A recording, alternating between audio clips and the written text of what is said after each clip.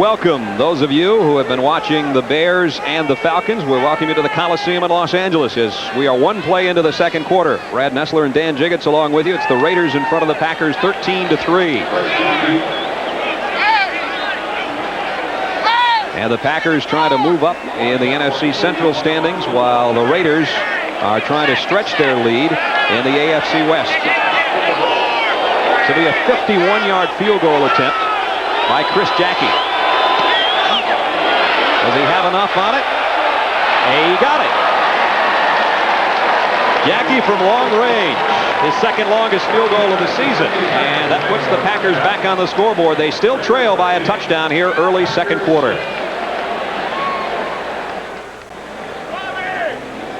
86 degrees game time temperature at the Coliseum in Los Angeles. 2 plays into the second quarter. Chris Jackie hits a 51-yard field goal to cut the Raider lead to 13-6. And the Packers certainly haven't panicked by any means, despite the fact the Raiders really have opened this thing up and have taken only a few plays to get in the end zone twice. Ron Brown and Jamie Holland are deep. This time it'll be Ron Brown at the goal line. Across the 25 to the 26 goes Brown, and that's where the Raiders go back to work offensively. Leroy Butler made the stop on the special teams. Raiders lead it by a touchdown early second quarter.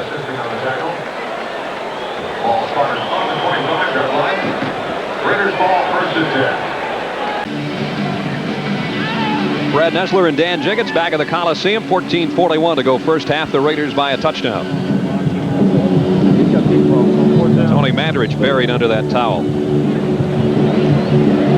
There's the man, Art Shell. You know, you talk to all the players here in the Raiders, and they tell you that Art only requires a couple of things. It says be on time and expect to win. And that's, I think, the difference now in the philosophy of the Raiders is they come in expecting to win a football game. And that's very much like it was when Art was a player here. Or as Bob Golick put it, he's got 2 rules, be on time, and I can't remember the other one. First down for the Raiders. They'll work from their own 25. Bo Jackson, the single setback. Bo may have moved a little bit early. Flags go down. I think Bo took a step toward the line of scrimmage before the snap. So it'll be first and 15. They'll back it up to the 20. And it looks like Bo's wearing some moon shades today. Cut down on that glare out there. You know, plays in the outfield for the Chiefs. Illegal motion, number 34 on the offense. That penalty is declined. Second down. You see Don Mosbar, number 72. He's the center, making the calls along the line of scrimmage. He's got to talk to both sides of that offensive line to make sure that everybody gets the message. Problem was there is that Bo just decided to leave a little early. Mosbar, they feel, having a Pro Bowl type season. Number 72. And he's got Max Montoya right next to him, who's having a great season, and Steve Wisniewski up inside as well. Packers declined the penalty, so it's second and 10. Bo Jackson. Bo got about 4. Johnny Holland got over there defensively. Bob Nelson rolls over from his nose tackle spot to help out on the tackle. Next week, big college football doubleheader for you Saturday. It'll be Texas and TCU in game 1. Dan and I will be there, and Jim and Tim will have Tennessee and Ole Miss. That one will decide who's going to the Sugar Bowl. Doubleheader. And Andrea and Mike will get it underway with college football today next week, and a big doubleheader. We hope you join us. Well, Texas just dismantled Houston, who's ranked number 3, number 4 in the country, and they look like they've got the whip down there in that conference now. Boy, I guess. Third and long for Jay Schrader. From the backside, down he goes, and the ball loose, and the Packers have it. Tim Harris comes up with a fumble. Sean Patterson leveled Schrader. He just didn't feel him coming from the backside. Tim Harris displays some of his other abilities by flipping the ball up on his fingers there. We talked to him yesterday. He said he was a little upset with the fact that he felt that he hadn't been rushing the passer as much. There's the game. You saw Rory Graves turn around and spin back inside. Patterson knocks the ball loose, and Tim Harris picks up the fumble. But one of the things that's happening is he's picking up a lot of double teams, and when they run those games, that'll throw the double team off because all of a sudden he's unaccounted for when he slides in one position. As we said, the Packers certainly have not panicked, and now they're in great shape to tie this thing up as they work offensively at the Raider 21-yard line. Haddix the single setback, gets it on a quick draw, and got back to the line of scrimmage. The Raiders had 8 men up on the line of scrimmage, and what they're doing there is they're challenging you and finding out if you want to try to throw behind them, try to beat them quick. You run the ball up in there, though. The good news is, as an offense, is that if you get past the line of scrimmage on a play like that, you're gone. And we saw that last week with Pittsburgh and Atlanta when Warren Williams got through that first wave and went 70-plus yards for a touchdown. Second down, a long 9 for Majkowski, right at the Raider 20-yard line. Two tight ends set here. Majkowski in trouble again. Got it away and completed it to Kemp. And Kemp gets it to the 14-yard line. Pass is complete to Barry Kemp. Talk about the athleticism of quarterbacks. Don Majkowski is probably one of the best athletes playing the position of quarterback in the National Football League. And it's an unusual thing when you see a quarterback on the run like this, after he gets flushed out by Howie Long, to be able to whirl around, get away from Howie Long and Greg Townsend, and still get the ball up and just nail it in there to his receiver. You know, coming in, Majkowski had been sacked, as we said, 23 times, and that total's been added to by 3 today. But they figure he'd been hit 28 more times as soon as he let go of the ball. Well, there's number 29 in that category. He got pasted by Townsend. We'll add a lot more to that today. Big third down for the Packers. Majkowski overshot Fontenot by a mile. And the reason why is, Brad, he just can't get comfortable in the pocket. Tony Manders got beat like a drum on that play by Townsend. Townsend's got exceptional outside speed. One of the things that Tony may want to do is cut off the inside. Now watch him here. He's going to take a kick step to the outside. That's Manders, number 77. He's got his hands up in good shape, but he puts his head down. And as soon as you put your head down and lean forward, a guy like Townsend's going to rip you over the top and go right to the quarterback. Townsend, all-pro caliber player for the Raiders, forces that incompletion. Chris Jackie in to try another field goal. This one from 32 yards away, and he got this one. So Jackie's right foot keeping the Packers very much in the game. They had 3 more onto the total and trail 13-9.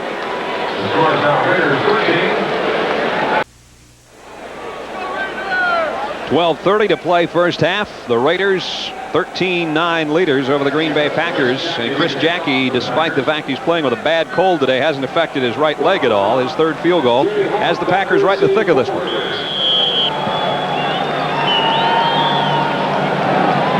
Raiders haven't needed much offense thanks to penalties and kickoff returns, and they'll return another one. This is Ron Brown. Oh, he got leveled at about the 19-yard line. Nice job as Jerry Woods and Johnny Holland are down there on the special teams to make the hit on Ron Brown. Ron was looking over there like, yeah, they stuck me on that one. Ron Brown is playing defensive back now here for the Raiders. He's playing cornerback, and that's an experiment, certainly. He played wide receiver for so many years with the Rams. But again, he fits into that whole philosophy of the Raiders of overall team speed.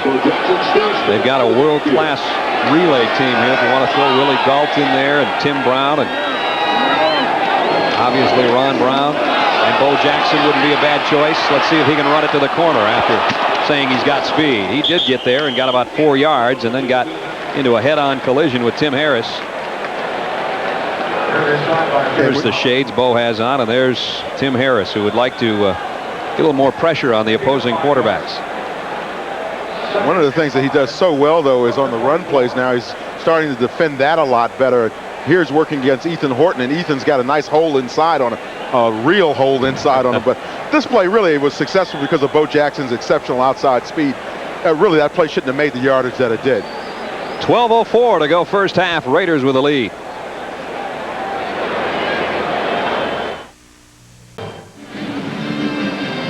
Back at the Coliseum, that's Chuck Cecil who's trying to work off the injury incurred with a head-on collision with Bo Jackson. It looked like he's got a pinched nerve down there. Watch him come in here on the collision with Bo Jackson. You see he hits it on that shoulder, and you saw him tapping the arm. And one of the things that you get is feels like lightning's going up and down your arm. And you're trying to get that feeling back in there when you're hitting that arm like Chuck Cecil was. Second down for the Raiders at their own 24. Bo comes the other way. First down. Bo Jackson, the ball carrier. Okay, the Raiders ran the same play about 3 times in a row. They just run it right, run it left. And Steve Wisniewski's getting into it with Tim Harris down there. Well, I tell you what, Tim, that's a tough group to get tangled up with. Even had a finger pointed at one of the Raider coaches. And Archell kind of helps break that up. You think they care? I think I spoke too soon. They say that Bo stepped out. He may be a little bit short of the first down. They feel that Bo has a lot more success running to the left side and is just a little bit more comfortable doing that. And I know when I played with the Bears, Walter Payton was always much more comfortable running to the right.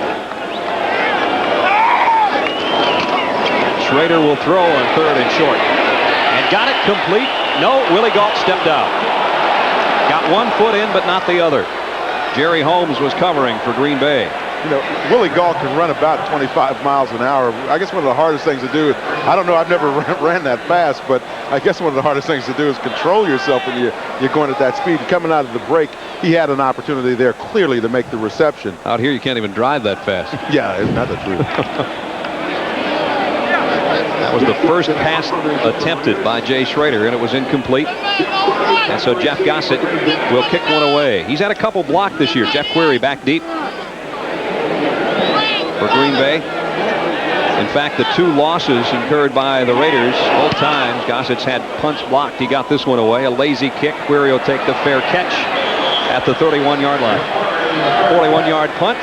And a fair catch on the other end. And the Green Bay offense goes back on the field, trailing 13-9.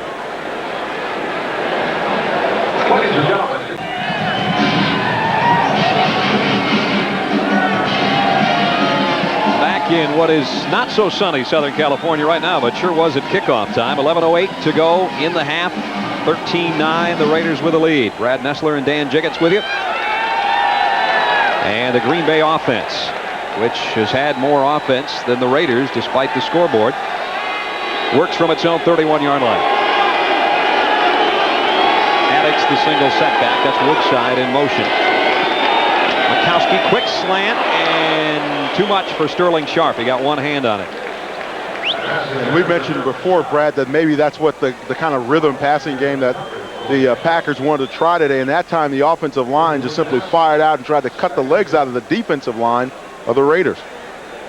Sterling Sharp had 2 brilliant catches, actually more than 2 catches, but 2 that were those kind that you lay out for. One for a touchdown, one on a long completion last week against the 49ers. And a 24-20 loss, and that's what the Packers are trying to rebound from here at the Coliseum today. 2nd and 10.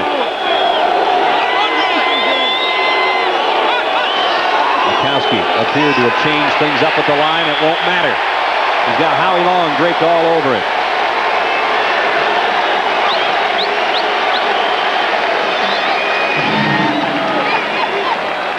Howie Long comes in almost unmolested.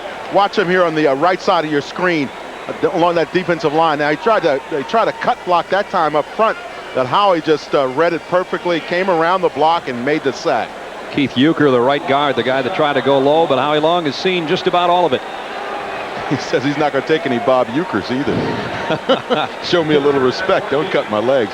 Howie Long is really enjoying himself now. He's in his 10th season here with the Raiders, and he's one of the only original Oakland Raiders still left on this team since they've moved to Los Angeles. Time of possession so misleading when you look at the scoreboard. Mikowski to Sharp. And Sharp still going on the sideline. Got it to midfield. Pickup of 14. Making a pickup of 24, excuse me. One of the things you really have to like about Sterling Sharp is he's got such good strength. At about 200 pounds, it's unusual to find a receiver with that kind of strength. Nice little explosion there off the line of scrimmage. He gets out of the hole great, and he runs after he makes the reception very nicely here. And Anderson, number 33, bench presses 520-some pounds, and he spun away from him. Sterling Sharp, who's put up some big numbers early in his career, now in his 3rd season out of South Carolina. And he gets the Packers back in Raider territory at the Los Angeles 49. They go back to Haddix inside. He's been a workhorse, and he's well over 50 yards rushing so far on the day. Sterling Sharp in his 3rd season, and after 2 years, he compares favorably with all the big names. Yeah, and you mentioned some names. Those are some names. Steve Largent Charlie Joyner, Art Monk. They're the And, of top course, 3 all time. And Jerry Rice, who was a contemporary of his. Jerry's a couple years ahead of him, of course, but Sterling Sharpe is right up there, and you have to believe that right now he's the second best receiver in the league behind Jay Rice. There he is, number 84, Sterling Sharpe. Second down at 5 for the Packers at the Raider 44. Addicks again. This time not much. Off the right side, Townsend made the first hit. Addicks, who was shaken up earlier, back out there now. I think the important thing about the drives that you see what it does when you run that football is that now it gives that line a chance to buckle up the chin strap a little bit and hit some people rather than being in a retreating position all the time and being at the mercy of the defensive line. Lindy Infante looks down on that card and looking and hoping to see if he has the right call on third down and a long 3 as Makowski works from the gun with 4 wide receivers. This will be Green Bay's 36th offensive play. The Raiders have only 11. The quick slant again, and he got it to Query. First down, Packers.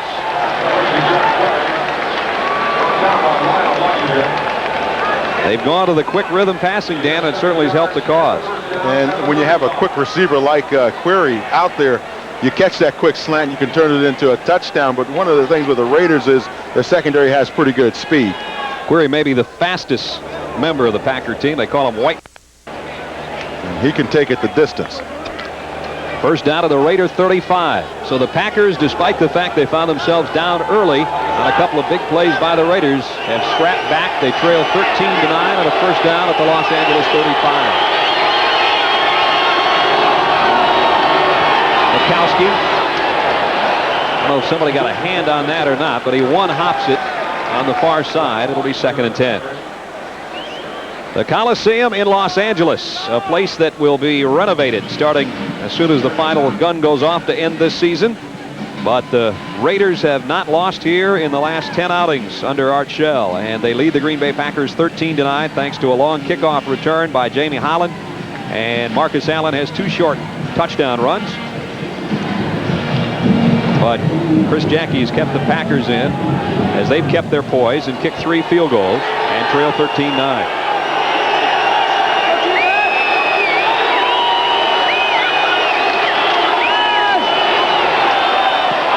Should be a flag there, and there is. Lionel Washington, great all over Sterling Sharpe. If I were Lionel Washington, I'd be embarrassed to run up there and argue that call.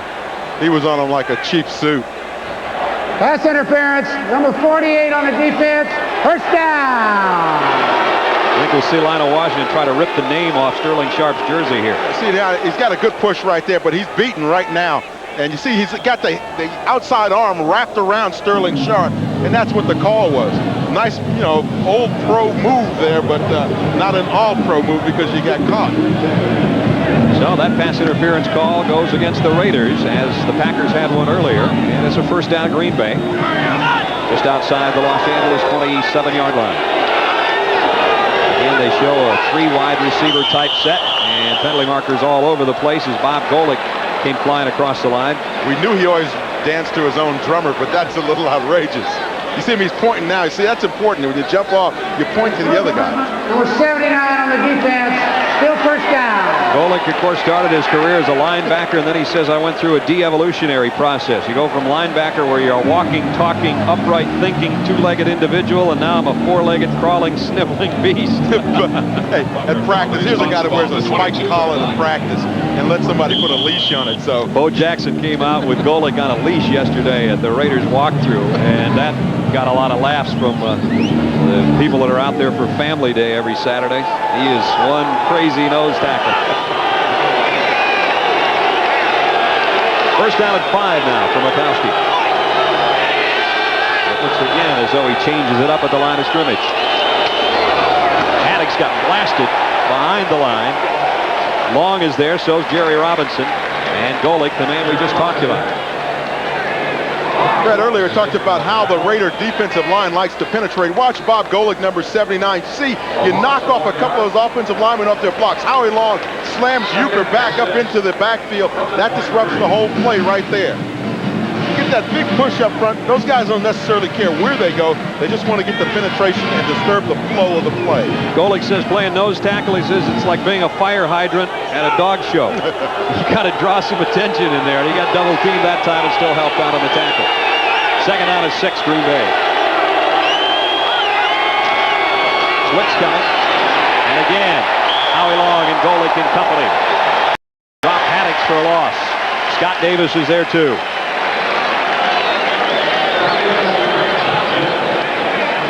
Well, you know, they're talking a little trash up there now. They got some guys that can fill it up too. Townsend's in there along with Golick. Boy, Leslie did a piece on smash mouth football on the NFL today. It's trash mouth football out there right now, I think, for the Raiders and the Packers. Well, you know, you look at somebody like Golick, he's really a combination of a Lyle Alzado who used to play here with the Raiders and a lot of those crazies that they had up there in that defensive line, but he plays under control very much. Lukowski from the gun. 50% on the day. He's got a 4 wide-out group on 3rd and long. Got a safety valve in Fontenot if he can get to the stick, and I think he did. First down, Green Bay at the 16-yard line. Again, Fontenot's specialty is as a 3rd down back, as a receiver out of the backfield. One thing that Green Bay has shown so far in this drive is a lot of patience, and if you get it Don Majkowski a little bit of protection like they did this time, and he gets to unload the football and step up in the pocket, then he's going to be successful. And certainly Fontenot has good hands out of the backfield, as you mentioned, Brad. Approaching the 5.5-minute mark, remaining 2nd quarter. And the 11th play of the drive coming up for Green Bay, as they hope not only to score, but to take the lead for the first time today. Again, in the Raider red zone inside the 20. Majkowski got it delivered. It's going to be close to another first down to Sterling Sharp. And they have to take a look at this one just outside the 5-yard line. The Packers may be hoping that this isn't a first down, but I think it is. They're moving the sticks. 3rd catch for Sterling Sharp. Now let's watch the protection that Majkowski has afforded on this opportunity. Good protection up inside by Keith Euchre. He keeps Howie Long out of there. You see how Majkowski's able to step up in there and throw the football and follow through on the pass, and that's the key for him right now. 2 tight ends set, West and Harris. The Packers love to throw to the tight end in this situation down close. It is 1st and goal at the 5. Play fake. Majkowski goes back, and this is Workman, touchdown.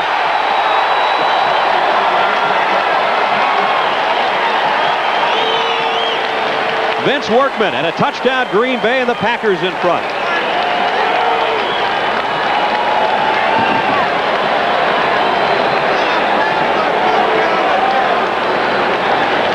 Packers never got rattled in this first half of football, despite the fact that the Raiders had some big plays for some really cheap points, and now they lead 15-13, and Jackie in for the point after.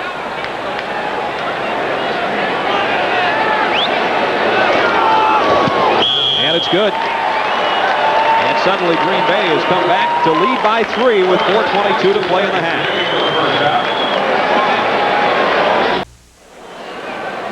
Okay, watch how Green Bay gets on the board with play action. Watch the reaction of the linebackers. Ricky Ellison, number 50, and number 54, Benson. You see them sweeping all the way over to their left. Now they go, uh-oh, the play's going back to the other side. Good fake on the play action here by Majkowski. Watch the handoff. You see him tuck that ball up, hide it, and then come back to the other side to Workman. He's in great shape. He's also got the tight end opened up top in the end zone, so it was a pick 'em situation. We said they love to throw that play where they show the motion one way and come back to the tight end, or in this case the running back, and it paid off for the Packers. Jackie kicks it away to Ron Brown at the 6. Boy, is he upended, and a penalty marker as Harris, the guy we just talked about, the backup tight end, maybe an illegal block on top of that big collision.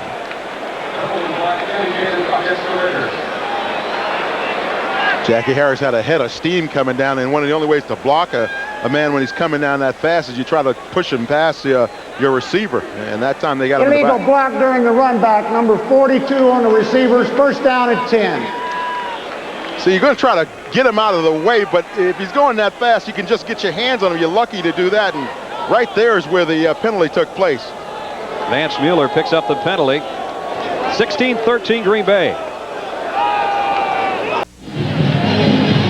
I don't think Greg Townsend and Scott Davis have the same barber, but I'm not sure. Scott is over there trying to get some clean air. Very little clean air out here in Los Angeles.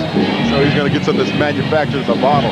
We have a little bit of a haze now over the stadium, and haze is settled in on the Raider offense. This is their worst field position of the day, following the penalty on Vance Mueller on the kickoff. Backing the Raiders up inside their own 10, and Jay Schrader will have his own goal line behind him here should he choose to pass. He'll keep it on the ground.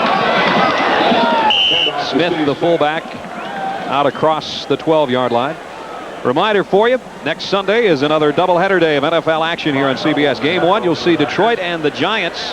And in the late game, most of you will see Chicago and Denver, plus other regional action. It all begins with the NFL today at 12:30, and a feature on Mike Ditka and Dan Reeves. Former teammates, still close friends. They're two of the league's most successful and intense coaches, and they're both coming back from heart problems, too. That'll be interesting. Next week, NFL doubleheader right here on CBS.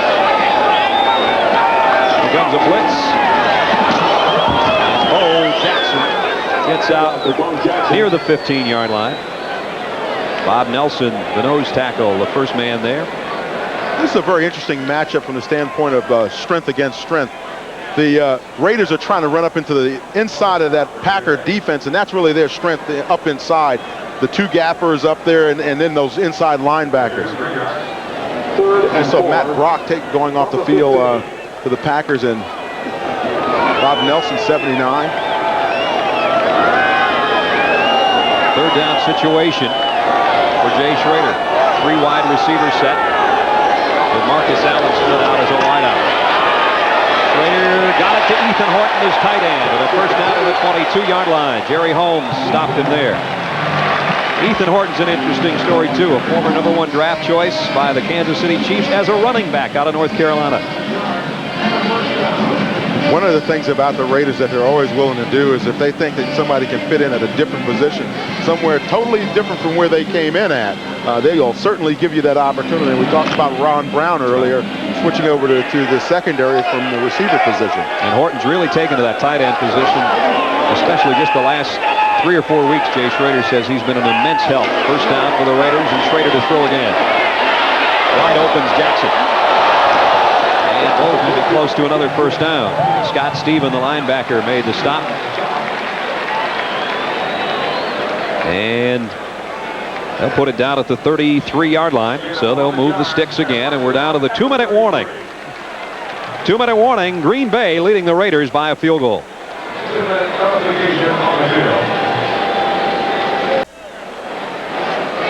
Green Bay leads the Raiders by a score of 16-13, but the Raiders are on the move, and this is the reason why.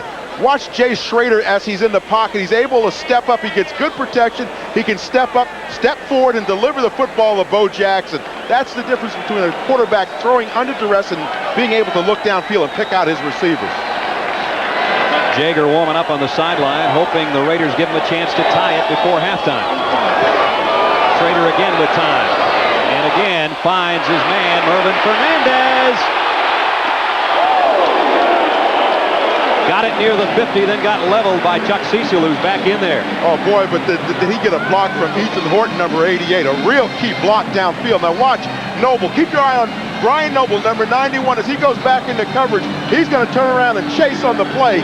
He thinks he's got his sights set on Mervin Fernandez, but right there, that's when he gets the shot from Ethan Horton. Raiders go without a huddle as Schrader calls it at the line at the 48. First down for Los Angeles. They trail 16-13. Schrader getting some pressure this time and escapes on the roll. And now he'll take it out of bounds. Got 2 or 3 and stepped out. It'll be 2nd and 7. 1:13 to go in the half. The Raiders scored early in this ball game after a long pass interference penalty, and then they got a long kickoff return. Marcus Allen a couple of touchdowns rushing. Jackie kept the Packers in there with his field goals, and then Mikowski and the Packers kept their poise, and they lead now. I think that was the key thing, Brad. They kept their poise and kept coming back and not giving up because the situation looked desperate. You're down 13-zip or 13-3 or whatever, and just kept at it and stayed consistent with what they wanted to do coming in, and they've gotten back in front of this ball game. Jager would like another chance, too, because he missed an extra point after the second touchdown. Schrader all day. maybe too much time. Finally got it to his tight end Horton. And this will be a Raider first down at the 41. You'd hate to think that maybe the Packers defense was trying to run out the clock on the play. 1:03 to go in the half. That offensive line has given Jay Schroeder tremendous time, Dan. Yeah, you know, the last pass play, I think he had about 4 or 5 seconds on the play just to sit back there and review things, and they're double teaming Tim Harris, and that's taking him out of the mix in terms of the pass rush. But watch how much time Jay Schroeder has, and as you see our clock running now, he said he needed about 2.5 to 3 seconds to find his receivers downfield, and he's gotten way more than that. Schrader 4 out of 5 on the day for 41 yards, and he's perfect 4 for 4 on this drive, as the Raiders hope to tie it or take the lead before they head to the locker room. They're down 16-13. Draw play inside to about the 37-yard line. Bo Jackson before Brian Noble can stop him. And again, the Raiders will line it up at the line of scrimmage. See the clock there in the corner of your screen. Jay Schroeder crediting Mike White, his quarterback coach, with his development this year, and it's coming a long way. Steps up, throws across the middle short, and Fernandez forgot to take it with him. Crossing pattern has been a good one for Mervin Fernandez since he joined the Raiders, and he would have had some big yardage there, I think. And you look at the passing game of the Raiders, and you have to believe that a lot of it is because of Mike White there, who's now the passing coordinator here for the Raiders. And I talked with Mike before the game because there were reports that he was in line to become the next head coach at with the Indianapolis Colts, and he goes, "Hey, if you mention it, I wouldn't mind, but no, nobody's contacted me to this point." And of course, the Colts won today over New England. That'll help the entire situation. It always does. Third down and long. Complete. Tim Brown inside the 25 to the 23. Jerry Holmes there to help on the stop. Pick up a 14 and a little fight going on. Mark Murphy, the strong safety, mixing it up with Tim Brown. And the Raiders take a timeout to stop the clock. 28 seconds to go till halftime. Los Angeles trailing by 3.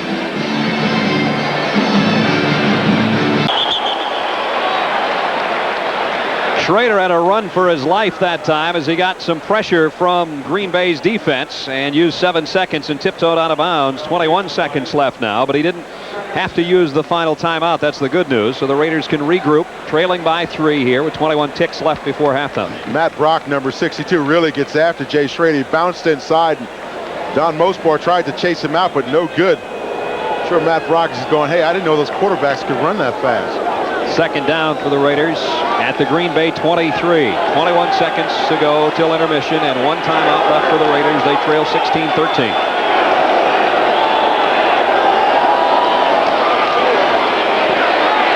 Schrader to Tim Brown again. Brown, nice move inside the 10. He's to the 7.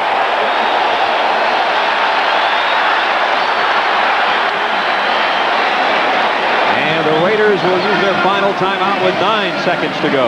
Just taking their time and letting Tim Brown develop a route up underneath. You see the secondary bouncing back off of there. Brown just comes back up underneath of the linebackers. Good little move there to shake a couple of tacklers or would-be tacklers, and he gets downfield. Raiders out of timeouts, Dan. I would say it's safe to say with 9 seconds to go, they've got one legitimate shot to go to the end zone before bringing in the field goal unit. And you figure if it's a pass play, it maybe takes, if it's incomplete, it takes about 3 seconds, maybe 4. So yeah, you got an opportunity if you don't get it into the end zone or you don't score to come back and kick the field goal. They're in great shape to do no worse than try to tie it before halftime. Terry Rubisky over there with Art Shell, and Terry handles everything. He's the offensive coordinator here for Art. It is first and goal at the 7. That's really immaterial. The Raiders have probably one chance to go to the end zone, and then would have to settle for the field goal. Marcus Allen, the single setback. Tim Brown in motion. Schrader to the end zone. Willie Gault thought he was interfered with. No call, and we've got 4 seconds left. And Jay Schrader is going all the way over to the corner of the end zone to argue his point with the side judge. He'll take it up with anybody that'll listen to him. So Jeff Jaeger in to try to tie the game at intermission. He'll go down there to a couple of those cameramen and talk to them if they'll listen. It was a well-engineered drive by Jay Schrader. Jaeger's numbers on the season, this will be a 24-yard attempt. This would help to make up for the extra point he had blocked earlier to try to tie it at halftime. And he does. We're in a dead heat at intermission. That's the end of the first half. The score, the Green Bay Packers 16, the Los Angeles Raiders 16.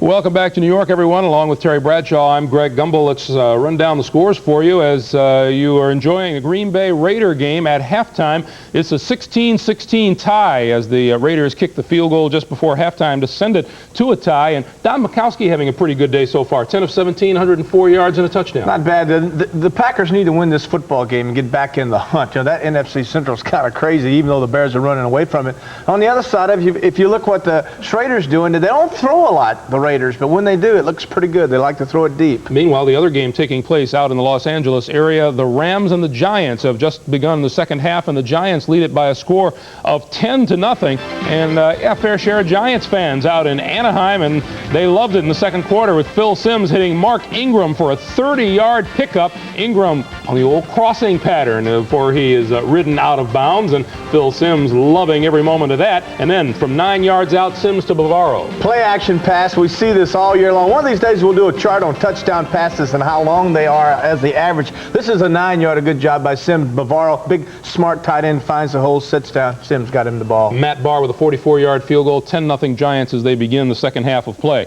And in San Diego, 3 field goals have the Chargers on top of the Denver Broncos by a score of 9-7. More bits and pieces of the College Bowl picture coming into play. Earlier, we reported that number 1 Notre Dame and Colorado of the Big 8 have agreed to meet in the Orange Bowl for the second straight year. Now we've learned that Miami will accept a bid from the Mobile Cotton Bowl against the winner of the Southwest Conference, where as of this moment the University of Texas holds the inside track.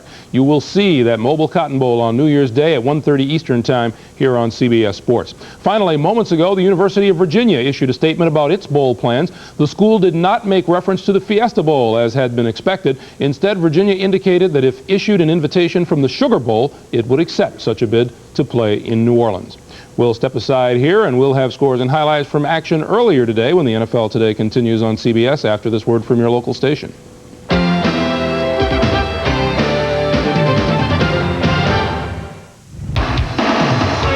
Back in New York with scores and highlights, we'll start with Atlanta at Chicago earlier today. Chris Miller of the Falcons intercepted 4 times by the Bears today, twice by Lemuel Stinson. Nice one-handed grab there, and Lemuel Stinson winning the battle of the big talkers this afternoon. Meanwhile, Jim Harbaugh having a fine day offensively. Catches Wendell Davis in the bottom of your screen there, one-on-one. Beats his man, and a fine job by Harbaugh laying it out for him. Harbaugh also ran for 6 yards here in the fourth quarter, but when he's hit by Scott Case and Andre Bruce, re-injured his sternum, had to leave the game with 195 yards throwing. The Bears, a winner over the Atlanta Falcons. Tampa Bay at New Orleans, and Craig Hayward led the ground attack with 155 yards and 2 touchdowns as the Saints built an early lead and then stuck it to Vinny Testaverde, who didn't start but came on in relief, and watch him picked off here by Benny Thompson. Well, you got to wonder what's happened to Vinny's confidence. Being benched didn't help him any. Today, 2 interceptions, a fumble, 3 turnovers by himself. New Orleans, a 35-7 winner over the Bucs. Minnesota at Detroit. Andre Ware got the start for the Lions and threw 2 interceptions. Well, one of the things that we were told by the Lions is in the run and shoot, one of the reasons Ware had not played early was the fact that he is not very accurate running the run and shoot.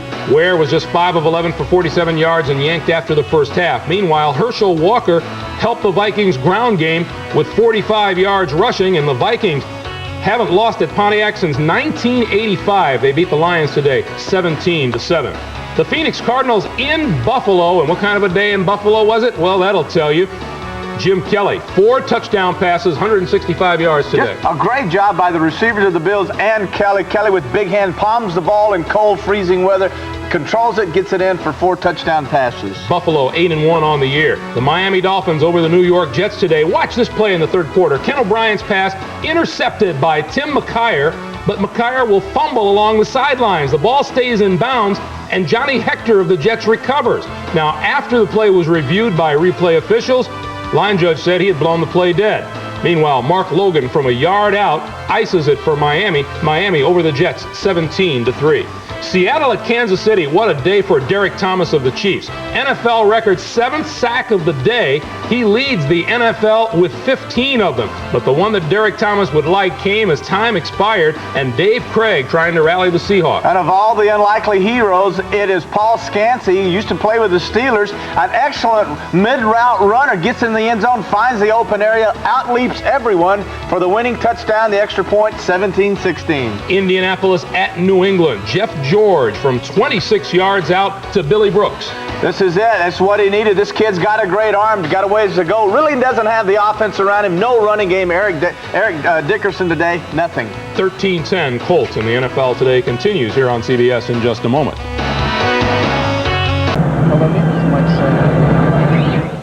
Set to start the third quarter here in Los Angeles, where the Raiders and Packers are dead even at 16 apiece. And welcome back to the Coliseum, everybody. Brad Nessler and Dan Jiggetts.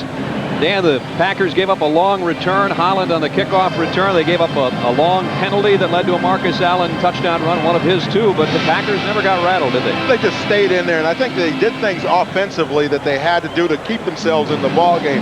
That is, maintain their poise and continue to do the things that they wanted to do coming in and not pay attention to the score. And look at the results. Green Bay offensively is way ahead of the Raiders.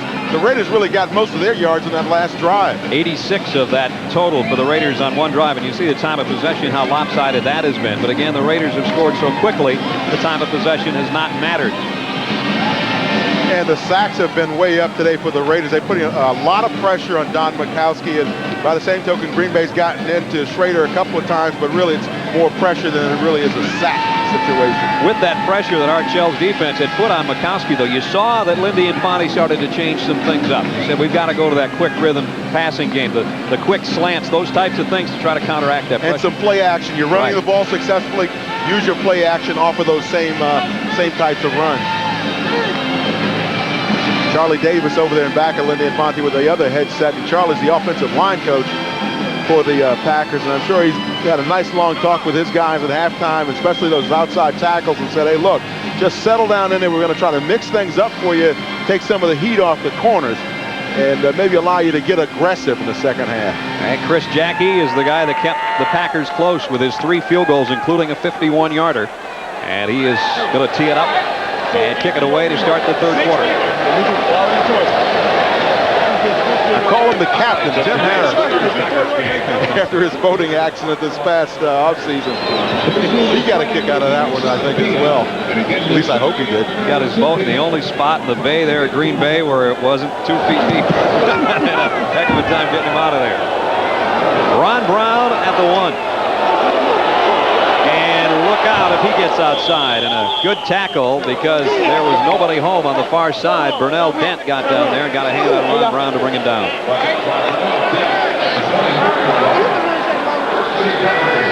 Jay Schrader's number is an 89 as compared to 90, and you see the improvement in terms of the completion percentage. And look at the interceptions. That's the real key. The Raiders are not turning the ball over, and if you don't turn the ball over, you win in this league as a general rule. We asked Schrader what the biggest difference was between, let's say, his Redskin career or last year and this season. He says it's mental maturity. I really know what it takes. I know I'm not the whole guy, and I don't have to do it myself. Yeah, he's not the guy that has to win the game. Right. He's a complementary to the offense. Play fake.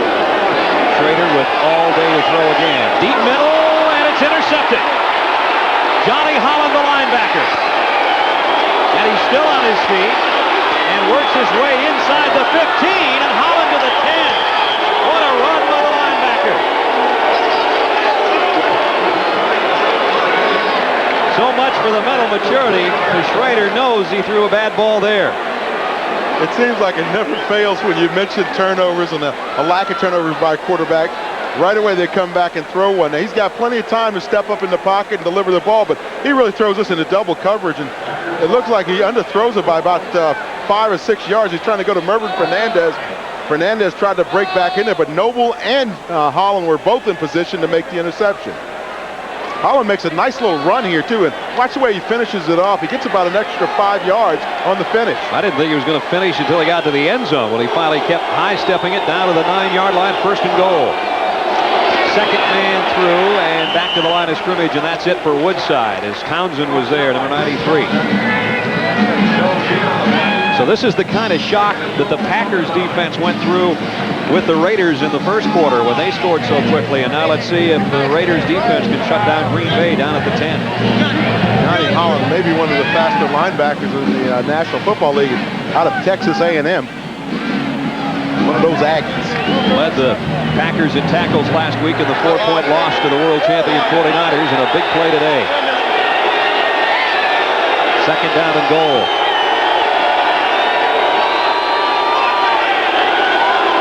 Draw play.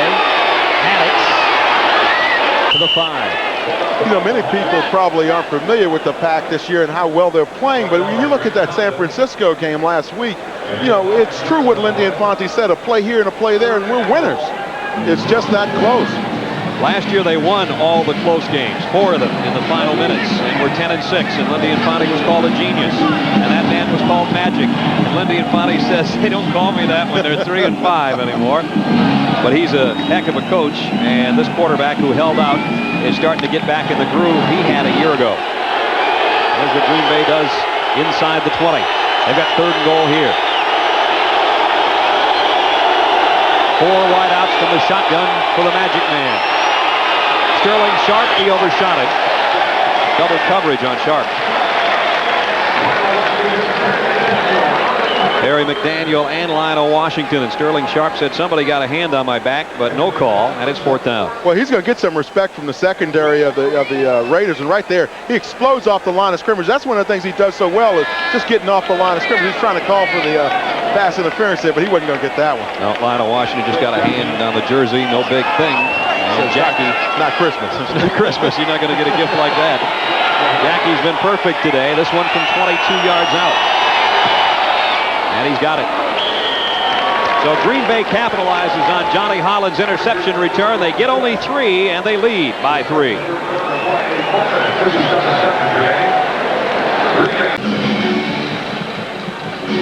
$12:57 to go, 3rd quarter here at the Coliseum, where the Packers have regained the lead thanks to another field goal by Chris Jackie, his 4th of the day. Johnny Holland's getting a little stitch work done there on the side. Knit 1, purl 2. You know, they usually carry an extra set of jerseys in the trunk. He might be on a second one already. Who knows? Jackie just blasted this kickoff. Ron Brown is going to bring it out from about 7 and 8 yards deep. And he might pay the price for doing so. Flags are down, and Brown goes down at the 13-yard line. That was a bad decision on Ron Brown's part. I know he's got a lot of speed. It was way too deep in the end zone, though, for that play. And add that to the flag, and they might really be in tough shape. It is holding on the Raiders.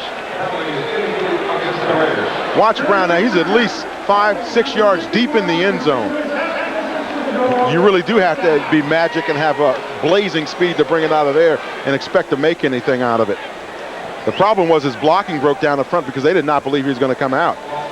So with the illegal block, Jay Schrader will have to gear up his offense with the Raiders at their own 6. Schrader's last throw, an interception into double coverage. And this time, Bo Jackson, the tailback in the eye, will be set in the Raider end zone.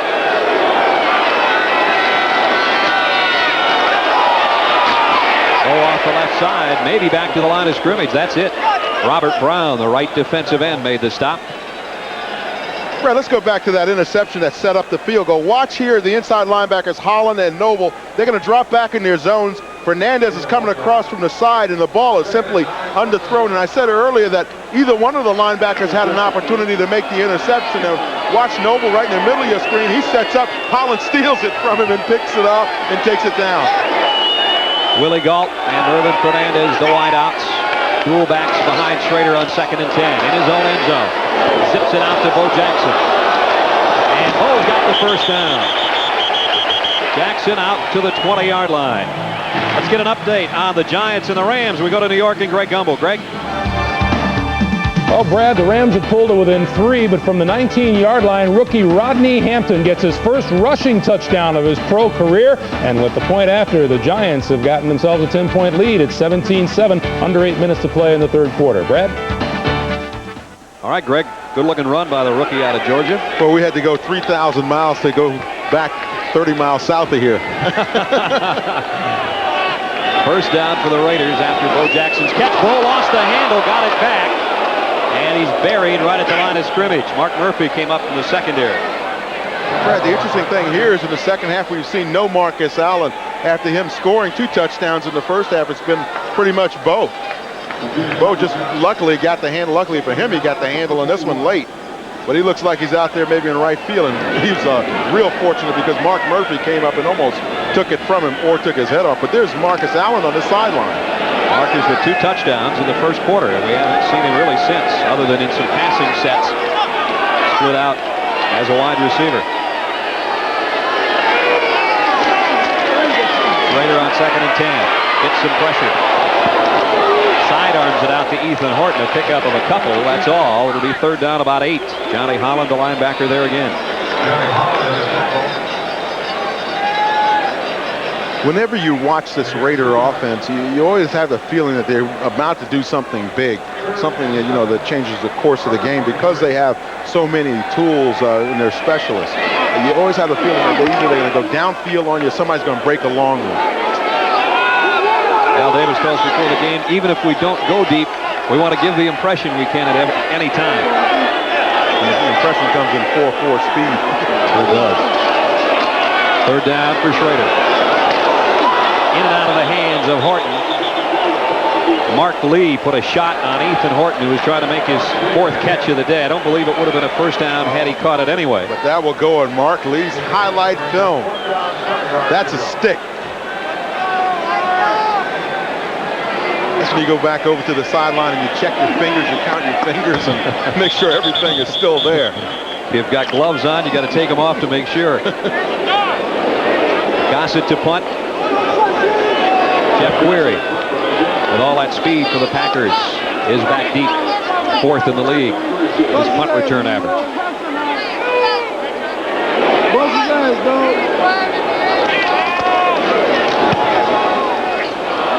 Not the greatest of punts to the far side, but it takes a great Raider bounce all the way to the 25-yard line. A 52-yard kick with a roll.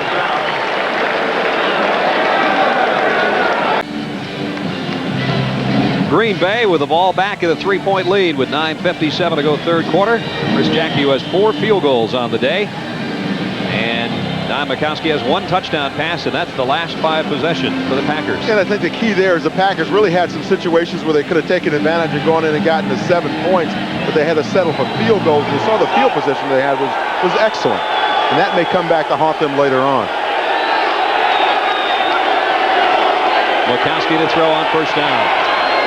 Deep sideline, it's intercepted. Lionel Washington picks it off.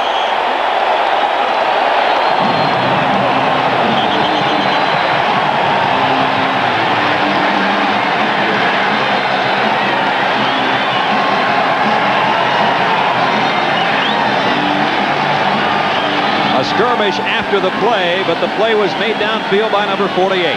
The key for Lionel Washington was good tight coverage, and watch him come out of the break. He's come out of his back pedal and explode to the football. Now he's got his back turned right now. Watch him plant here and just accelerate to the football. Of course, it was thrown right to him as well, and that kind of helps you make the interception. You know, that was much the same play that Sterling Sharp got a good gainer on Washington earlier in the game because he got a little bit turned around. That time he hung in with it, got the pick, and it's first down Raiders at the Green Bay 39.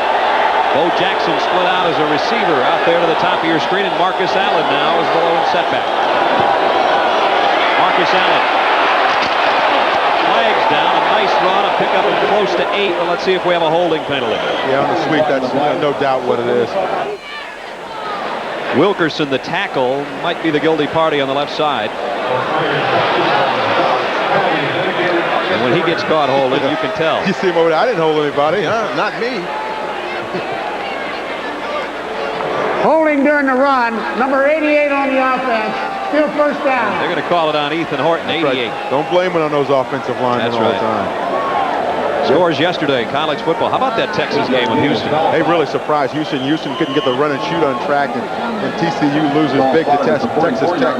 We'll have Texas and TCU down there in Fort Worth, and Notre Dame big over Tennessee. That was a great football game. And Tennessee goes in to meet Ole Miss, and the game will be played in Memphis. That's our doubleheader next week. College football right here on CBS. Schrader wants to throw a screen, I think, and it never developed. Bo Jackson saying he was held, that he couldn't get out there to try to get the ball. Well, I tell you one thing, they didn't hold Tim Harris that time because as fast as Jay Schrader was retreating, Tim Harris was coming about twice as fast. Tim Harris with pressure on the quarterback. You know, he was discussing with us how he was disappointed in terms of his ability to rush the pass. He felt that this year they're making him drop back more than he has in years past, and he's a little disappointed in that situation. Lindy Infante says, hey, we're rushing him just as much as we did before, but we have some defenses, and within that concept, he's got to drop back sometimes.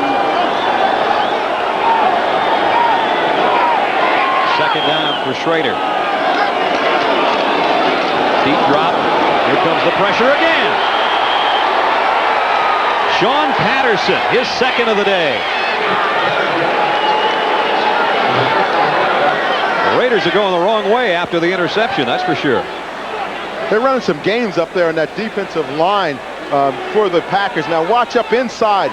Don Mosbar sets up with Max Montoya. Now there's a loop coming around the other side, and he beats the tackle, and that's Bruce Wilkerson, 68 on the game.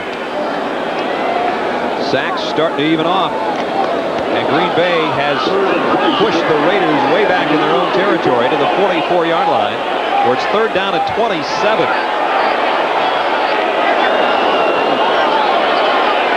Marcus Allen, single set back, 3 wideouts for Schrader. And what a grab by Hernandez. Irvin Fernandez, what a catch he made. He got 2 chances at it, touched it once, pulled it in, and then picked up good yardage. It was so nice he caught it twice. Irvin Fernandez on the comeback at about 18 yards. And watch him work back, and now watch the ball hop in once right there. Now he catches it the second time, and then he's able to run with it after he makes the reception. Just great concentration by Fernandez in his 4th year out of San Jose State, a former star in the Canadian Football League. And last year over 1,000 yards receiving for the Raiders. Jeff Gossett to punt. He's got a good arm. He was drafted in Major League Baseball. I don't know if they fake a punt here in this situation. They've got 4th down at about 7. He's going to kick it and just tries to knock it inside the 20 on the far side and did a nice job of it. Down to the 9-yard line.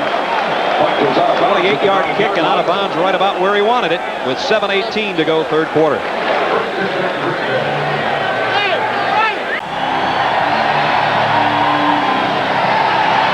Brad Nessler and Dan Jiggets at the Coliseum in Los Angeles with 7:18 to go in the 3rd quarter, and it is 19-16, Green Bay with the lead. And they find themselves in a bit of a predicament here, working from their own 9-yard line. Fans trying to get into it for the Raider defense. Haddix, maybe 2 yards if he's lucky. Tom Benson, the outside linebacker, made the hit. Haddix has been basically the ground game for the Packers. 60 yards on 15 carries today. Now's the situation. This is a critical time in the game where either the Raiders make a statement or Green Bay makes a statement by driving it down and burning up the clock. But right now is a critical time for somebody to stand up and be counted and take the game away from the other team. As Art Shell looks on, hoping his defense can hold Green Bay. 2nd down and 8. Harris, the tight end, in motion. Mikowski buys himself some time and completes it to the 24-yard line. And that is Harris, the man who went in motion. Found himself a little soft spot over there and a pickup of 14. We always talk to offensive coaches about, the run-pass mix, and Green Bay's Lindy Infante said that he wants a 60-40 mix, and one of the things he want out of that 40% of the passing game is have your quarterback be able to deliver the ball downfield unmolested. And that time you saw Mikowski had an opportunity to get outside and get it downfield to Harris. Addix has done just enough today as the rusher, number 35, to help the play action of Mikowski.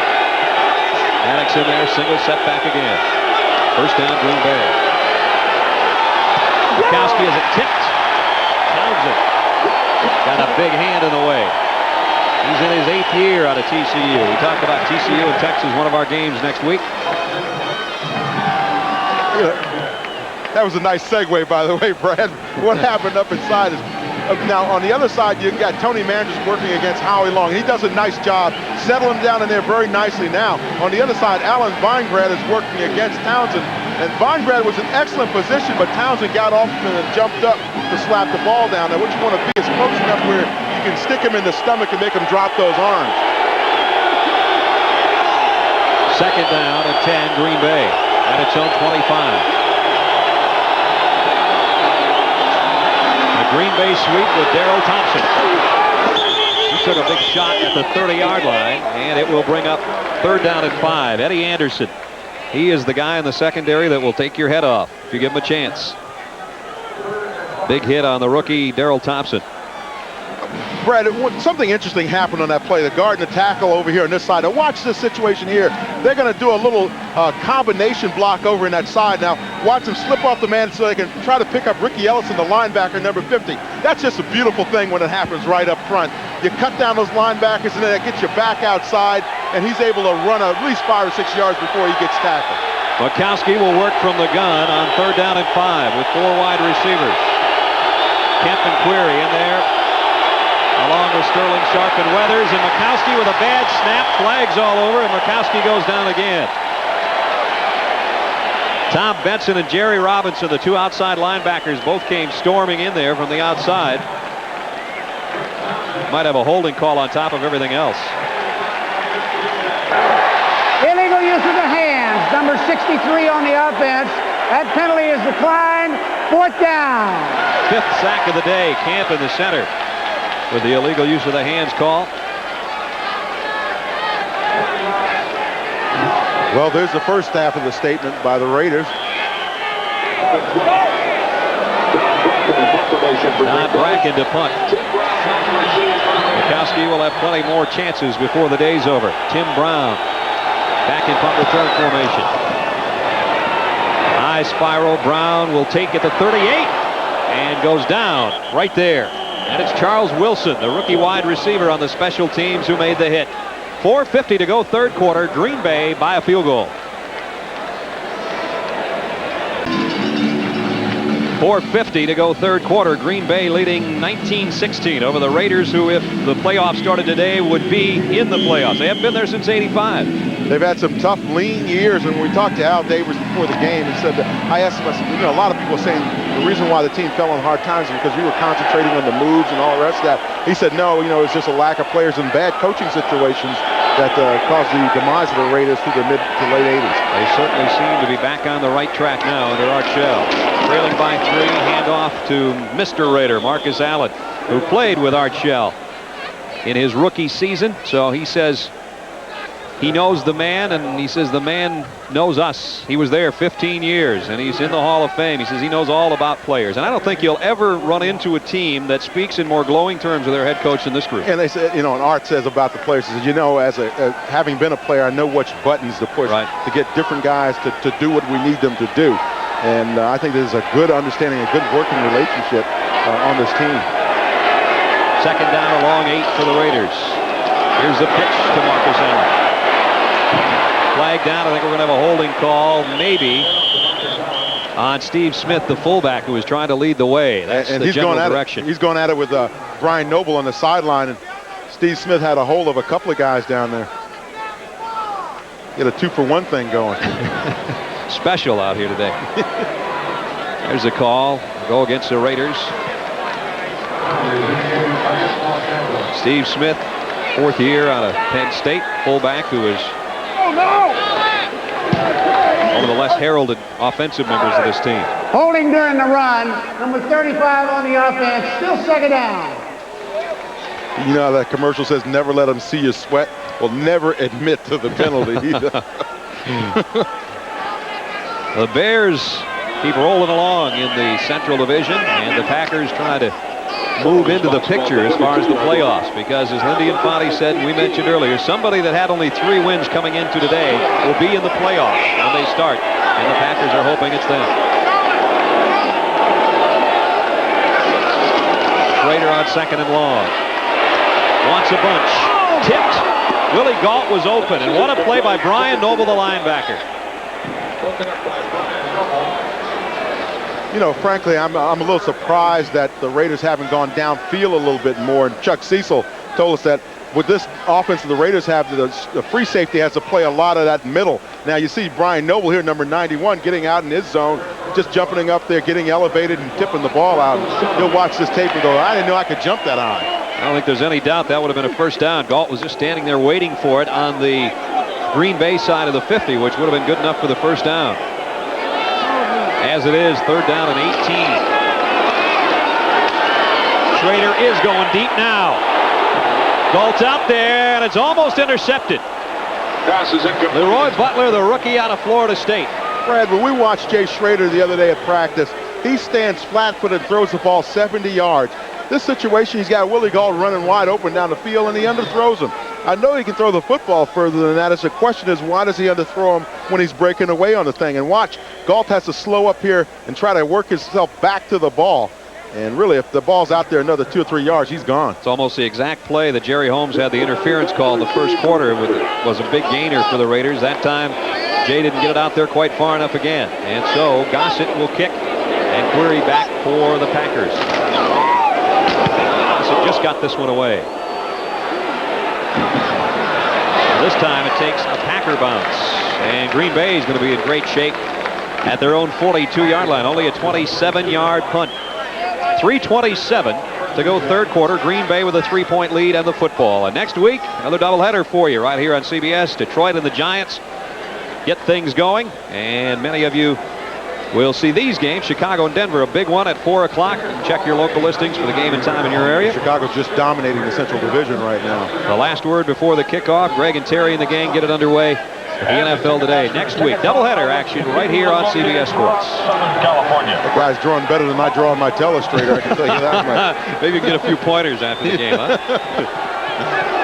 Green Bay first down with a 19-16 lead.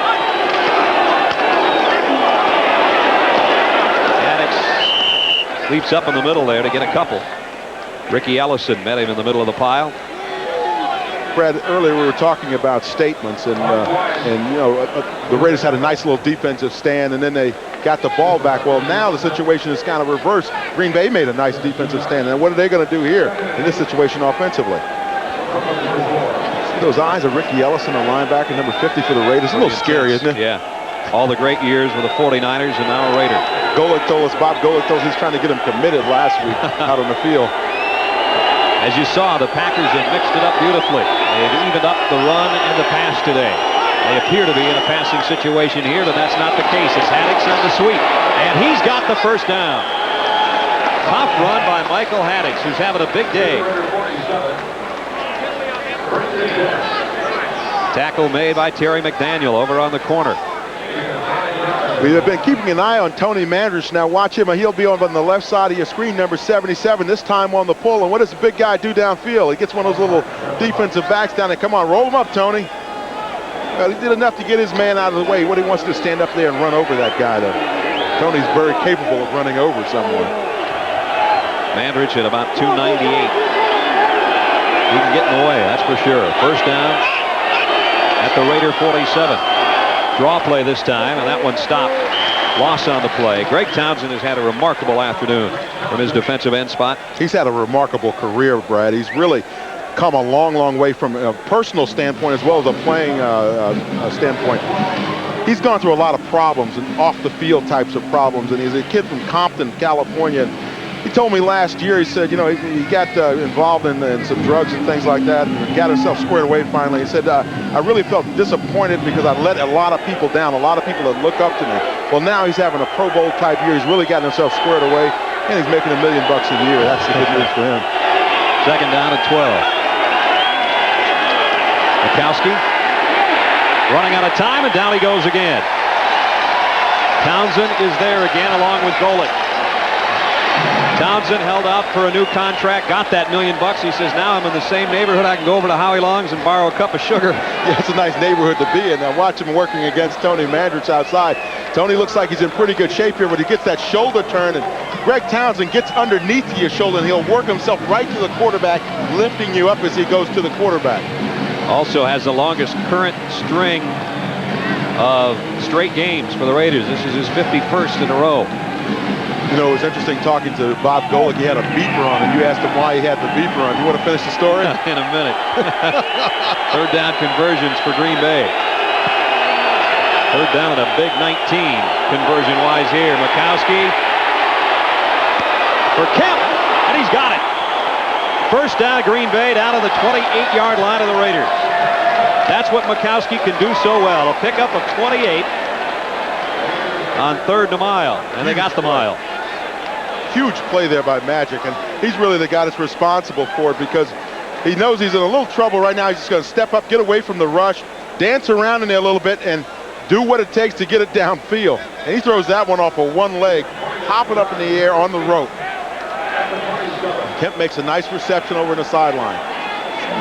Kemp fumbled a reception last week in the late stages of what looked like a possible come-from-behind win over the world champion 49ers. Packers had a drive going, and he coughed one up. He just got a big grab there and held on to it. First down, Packers. What a hit that is. Darrell Thompson gets leveled, and it was Alex Gordon, who the Raiders just acquired recently, who made the big stop, and that's going to be the final stop of quarter number 3. Gordon was the #1 choice of the Jets, and I can't believe they let him go like that. End of the third quarter with a score, Green Bay 19, the Raiders 16. Our coverage will continue after this message from your local station. You're watching the NFL on CBS. With Dan Jiggets, I'm Brad Nessler, back at the Coliseum in Los Angeles, where the hometown Raiders trailing the Green Bay Packers heading into the fourth quarter by a field goal, and Green Bay's worked it to the Raider 28-yard line, second down 11. Thank you. Makowski's done just enough today to keep his Packers in front. Darrell Thompson, single setback, play fake to Thompson. Makowski throws for Kemp. Touchdown.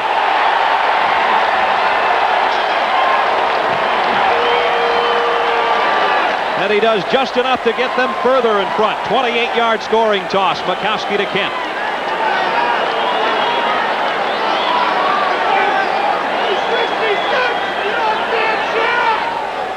You know, there's always a question when you start believing, when you start buying back into things and believing that you can be successful. Don Makowski, I think, now believes he can be successful. On the run, down to the corner of the end zone to Perry Kemp. 1-2, got both feet in. The coverage by Terry McDaniel. He's beat on the play for the touch. That's a perfect throw. Kemp's first touchdown of the year. The extra point by Jackie up and good. And now Green Bay has a 10-point lead. Always a question as to whether or not the receiver gets both feet in. Watch Perry Kemp on this one. He knows he's got to get both of them in. He makes the reception. 1, 2, both of them in the end zone, and then he gets pushed out. Perry Kemp, who today has moved past Donnie Anderson into the number 20 spot in the Packer receiving charts career-wise. And so many people were brought in by the Packers as draft choices, Plan B free agents, all to try to beat out number 81 and try to get a little more speed on the other side from Sterling Sharp. And this kid just keeps fighting him off, and he's still in there, and he gets a big touchdown catch. About not giving up on yourself and staying after it, even when others may doubt you. Perry Kemp is a pretty good example of that. There's the battery. Makowski to 81, Kemp. You think back, you mentioned last week, Brad, where he dropped that ball at the end of the game, and there were a couple of players that came over, tapped him on the head, said, hey, I know what you're going through, that kind of thing. But he just stuck with it and came back this week and has had a pretty good ball game so far. So is Makowski, his second scoring toss. And now Art Shell's Raiders find themselves 10 down. Scoring drive, 7 plays, 58 yards for Green Bay. Jackie to kick, Holland and Ron Brown, the deep duo for the Raiders. It'll be Ron Brown at the 3. again, he got across the 20 and not much more, as the Packers were there to meet him with the special teams.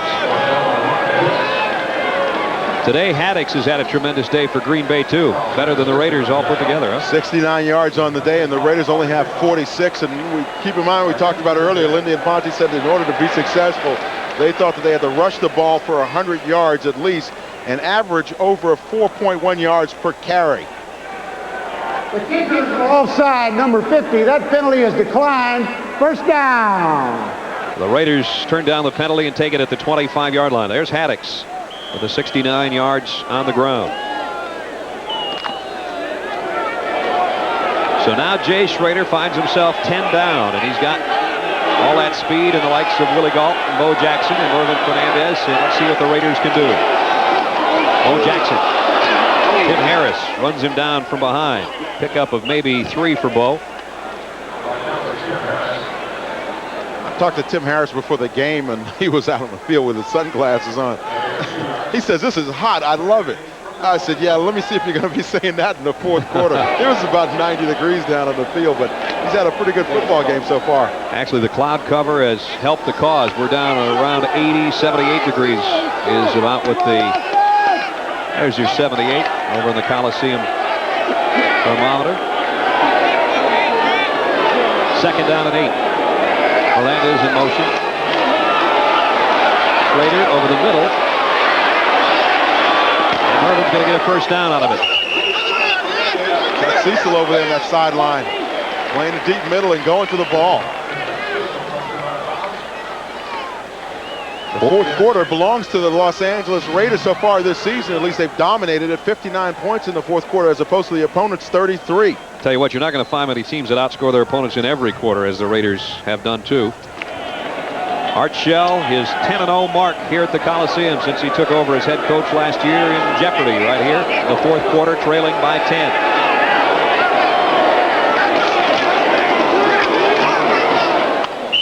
Jackson got it to the 39-yard line. Pickup of a couple, maybe 3. You know what's interesting, Brad, is Chuck Cecil really hasn't been in on as much action for the Packers defense as you would expect him to normally be. And he said the reason why is he's playing so much deep middle against this team because they respect the outside speed of the wide receivers. And normally on a play like that, he's right up there in the mix. But he had to stay out now in this game. He said, you just turn your back and get ready to run. That's what he said. I'm going to line up in a track stance with my back to the line of scrimmage to chase these wide receivers. It's the only way I can stay with them.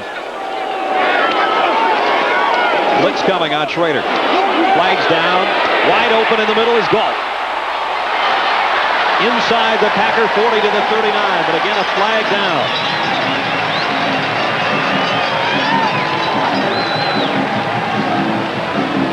And the Raiders say it's against Green Bay, and it is. 23-yard pickup is good for Willie Gault.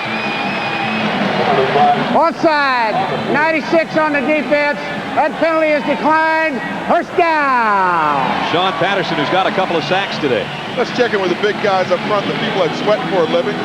That offensive line gives Jay Schrader a lot of time to find Willie Gault downfield, and that's a dangerous combination if that goes on too long. You're still sweating for a living, and we keep doing these games on the West Coast. I'll take it, believe me. First down for the Raiders at the Green Bay 39. Schrader got it out quickly to Jackson. Flags are down again as Bo gets almost 10. I think somebody in the backfield came out of their stance. Steve Smith may have fallen forward out of his three-point stance. Yeah, he's got that definite dejected look. Watch the movement in the backfield. We believe that's where he came. There's that little move. Illegal motion, number 35 on the offense. Still first down. Actually, he didn't come out of his three-point stance. He fell into one. Make it 26-16, rather, Green Bay. 12:22 and the clock running, fourth quarter. Up by 10, and they're hoping to move up in the Central Division, where Tampa Bay has lost today. Minnesota, a winner. Green Bay can move into tie for second place if they can win today. Actually, they'll be a half game ahead of Tampa Bay because Tampa's got 6 losses. Marcus Allen cuts back to the 41. He got 2, make it 3. It'll be second down and 7. Brian Noble and Tim Harris combine on the tackle. You know, Brian Noble is so solid inside for that Packers defense. He's one of those guys that you just love to have on your defense when you're thinking about running up inside. You look at a guy like 91. You think you want to run in there against that guy? No, because it's hard to block him, number one, and get him out, get him off of his feet. He had that big play earlier where he went airborne to knock the pass down intended for Willie Gault. That may be the highest he's ever jumped in his life. Second down at 12. Jay Schrader will have to throw on the run again. And the pressure came from Matt Brock. Matt Brock, he's originally from San Diego. Here's a guy that plays defensive end, and he told us he was a surfer when he was growing up. Well, that time he caught the wave and got in on Jay Schrader. We said, how did you ever stay up on a surfboard? You weigh, 283 pounds. He said, I get one of those big 10-foot Hobies, man. He says, otherwise I'm up to my neck in water. He's got his family here today visiting and watching the ball game. Nice young man. Former Oregon Duck didn't have to change team colors when he joined the Packers. The quack attack to the pack attack.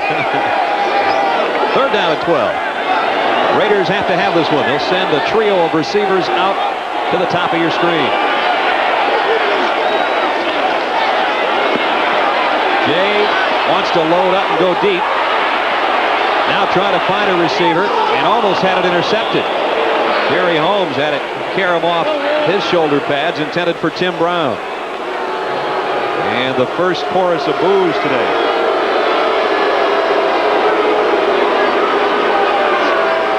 Yeah, it's 4th and 12 and the fans want them to go for it. Tim Harris got bounced around quite a bit on that last play, but was able to get over to the sideline after about 3 guys blocked him and still get some pressure on Jay Schrader. Jeff Gossett in for the punt. Jeff Query back at the 10 for Green Bay. He dropped one at the 9-yard line the last time it was in this circumstance, and this time he goes for the far side. Let's see if he gets the corner. Oh boy. Made it in the end zone by about the length of the football. Just that close to be burying the Packers. Instead, they'll have it at the 20.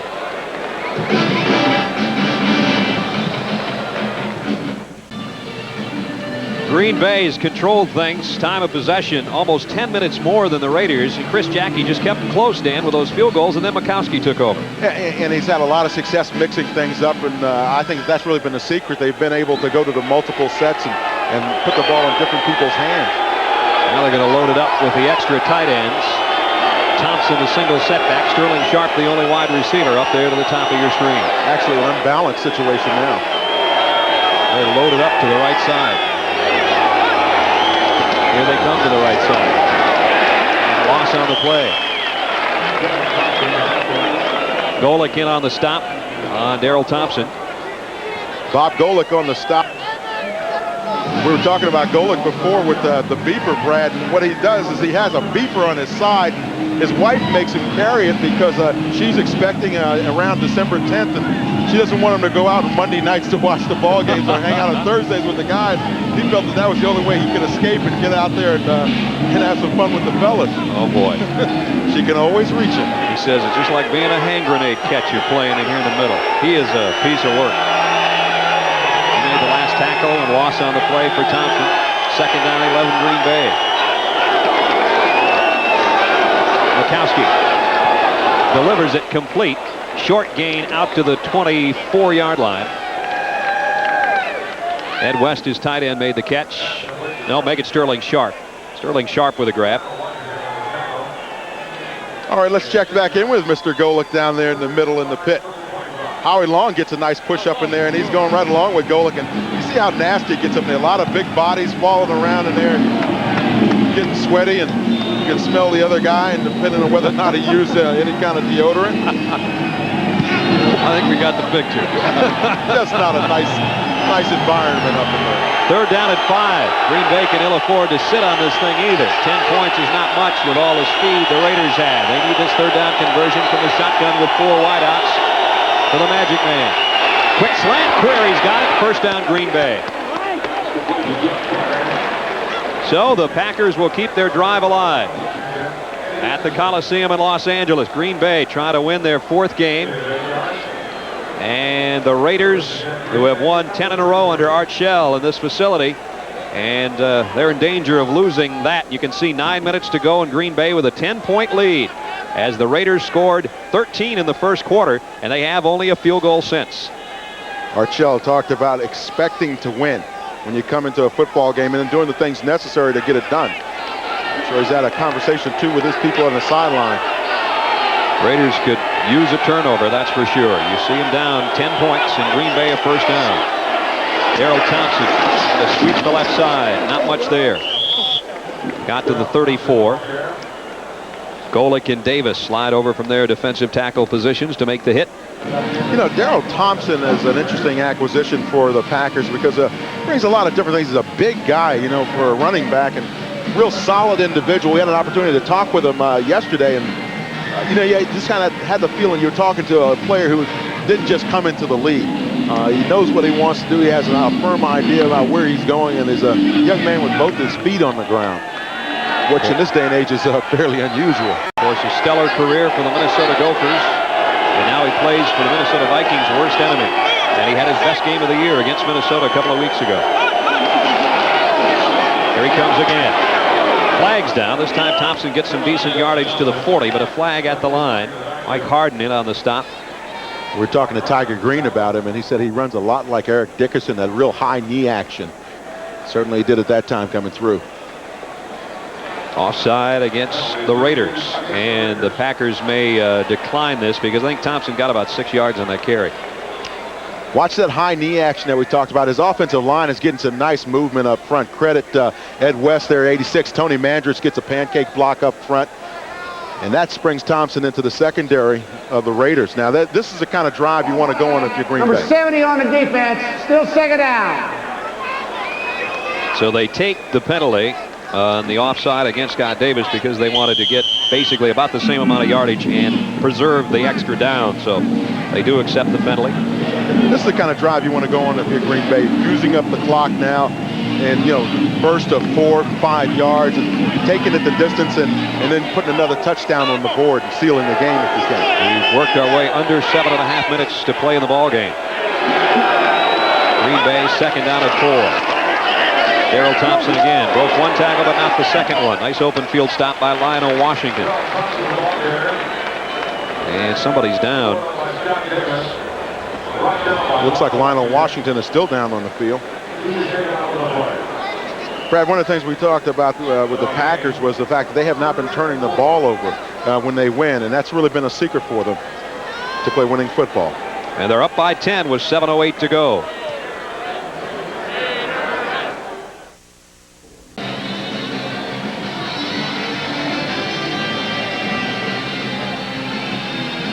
The Olympic flame not burning, and the Raiders flames only about 7 minutes away from going out too, unless they can get it back from the Green Bay Packers, who lead 26-16 here in the fourth quarter.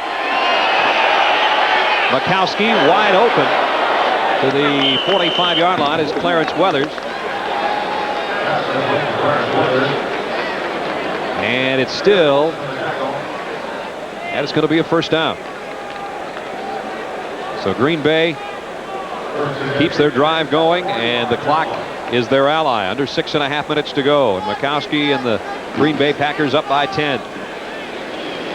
Mikowski, we know his dad Fred is watching back in the Buffalo area. His dad, who had a stroke back in the summer when all the contract negotiations were going on, and they are so close, and his dad's getting better. And Fred, we're glad to hear that things are going well for you. Nice to have you watching us today. Johnson, very special to him, very special. Woodside is the second man through. He got a couple. And now, Dan, the Raiders almost have to make something happen in the way of a turnover because time is running out for the Raiders to get it back for Schrader in the offense. And the Raiders have had their opportunities, and there have been situations where they just haven't taken advantage of it. I think sometimes when you get some quick, easy scores at the beginning of a game, it sets you back a little bit because you think everything's going to go easy that day. And that happened for the Raiders early on, and they just didn't come back and fight and get back in the ball game when they had the opportunities. Maybe the scores they got were too easy. Yeah. They got a little complacent. And certainly the Packers have had to work for theirs, and they know what it's like to roll up their sleeves. Maddox and Thompson, the dual set as you look from behind Mikowski.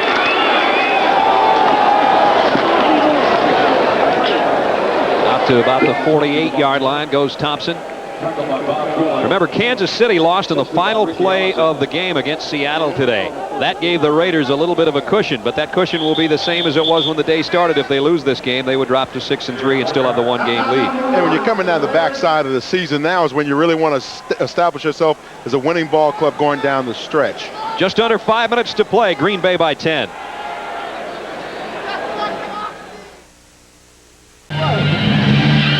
The Packers in the driver's seat with 4:59 to play, up by 10. This time a year ago they were 4-4. They beat San Francisco, went on to win 5 straight, and went 10-6 on the year. If they can win again on the West Coast today, maybe they can make some hay while the sun's shining here against the schedule. And they could have a nice run at Phoenix and Tampa Bay, Minnesota, Seattle, and Philly. Those are games that they can win. They can be very competitive in those games, and Lindy Infante may be proven to be a prophet by saying that they could get into the playoffs. This is a gigantic 3rd down, and Mikowski broke free, and he's got the 1st down. Quarterback draw, whether by design or not, a blitz was coming, and Mikowski somehow got 8. Well, he got some decent protection, but he just couldn't find anything downfield, and he decided to take it into his own hands. But those are the kinds of plays that Don Mikowski made last year. He's finally starting to roll back into form and making them this year.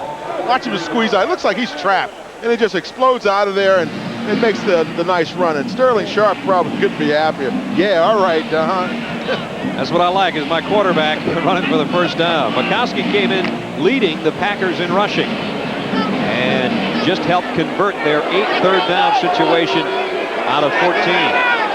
There's his numbers coming in. Big quarterback draw to 1st down, and then the Packers can go back and just try to grind it out. Loss on the play as Ricky Ellison levels Michael Haddix. But again, clock winds down to 4:02, and the Raiders have just taken their 1st time out. Green Bay by 10.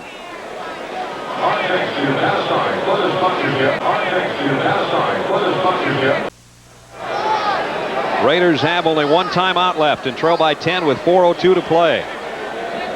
Tonight on CBS, if war breaks out in the Middle East, the Pentagon has a $12 billion baby that can shoot down any attacking helicopter. Sounds good, doesn't it? But it doesn't work. $12 billion and it doesn't work. That shocking story tonight on 60 Minutes, followed by Murder, She Wrote, and the CBS Sunday night movie, Fatal Attraction, tonight on CBS. Mikowski with a hook slide at the 45. Well, that time the Raider defense had a fatal attraction for Don Mikowski. Glenn Close and Michael Douglas weren't even on the field, were they? So now the Raiders with a 42nd timeout here, and that's it for their timeouts.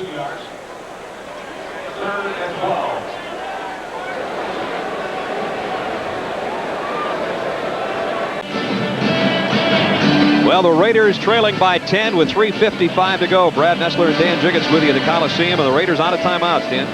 And it was apparent that Green Bay came out to Hollywood and didn't read the script. They weren't supposed to upset the Raiders in their home office. They're doing it. 3rd down at 12. Should this be an incomplete pass, that would stop the clock and help the Raiders' cause. Mikowski. Down he goes. Davis on the bottom of the pile, and Eddie Anderson came storming in on a safety blitz. And so now the Packers have to kick. Clock stopped with 3:49 to go. The Raiders will be out of timeouts, but they will get the ball back. Chicago 8 wins now after the win over Atlanta. New Orleans rolls big on Tampa Bay, and Minnesota has won their first NFC Central game with that victory. Buffalo over Phoenix. Boy, Buffalo's tough, huh? Jim Kelly had 4 touchdown passes today. Miami continues to roll over the Jets in New York. And so now Don Bracken will punt. And Tim Brown back inside his own 15-yard line. And here's a delay of game as the Packers took all the time they could, worked it down to 3:27 to go in the game.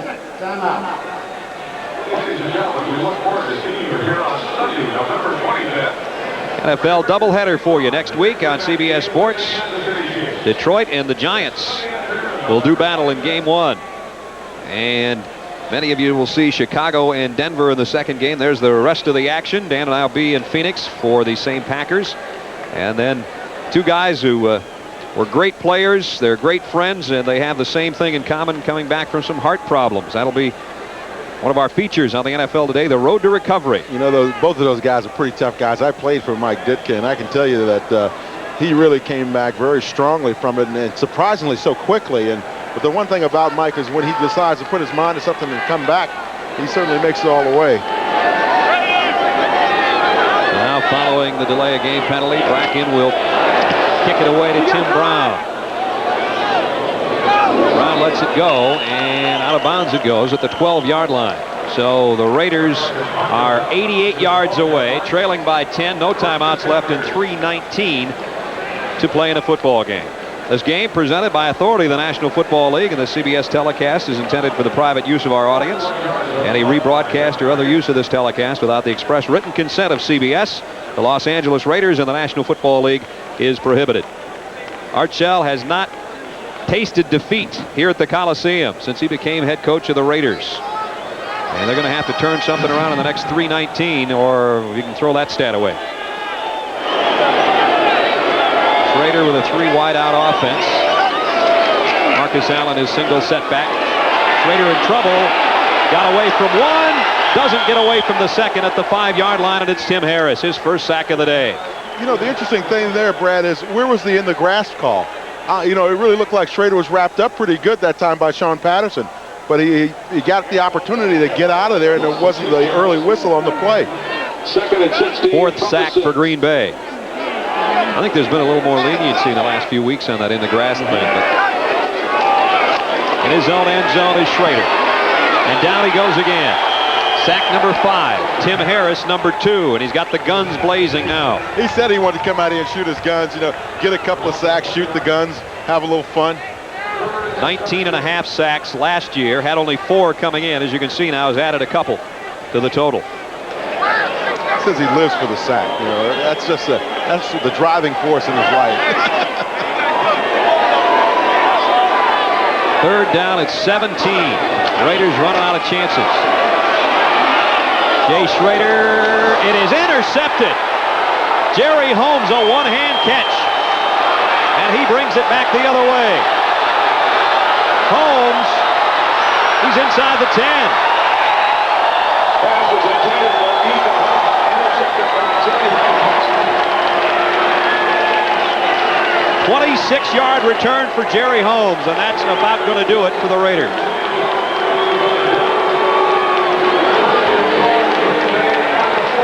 Jerry Holmes makes a nice pickup. You look at the elevation, sticks it with one hand and gets up and realized that he hadn't been touched and got up and made a nice run after the interception.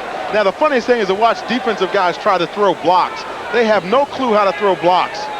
Tim Harris came close to getting a clipping penalty there. Wilkerson, the man that finally knocked him out, but Holmes has his 3rd interception of the season. Jay Schrader's had kind of a tough day, and now Green Bay with a 1st and goal, a 10-point lead. The Raiders out of timeouts and only 2:22 to go. Jerry's going to take that one home. Yeah, that one's going to take a plane ride. Maddox and Woodside behind Mikowski. It's Haddix. Maybe 2 yards for Michael. And that is going to be our final play before the 2-minute warning. Bob Golick in on the tackle. It will be a happy plane ride back to Wisconsin for the Green Bay Packers, who have Phoenix next week. They're disappointed, though, Brad. They wanted to stay out here, stay out west, stay in the sunshine, and Lindy Infante said, no way, I'm taking you back. 26-16, Green Bay in control.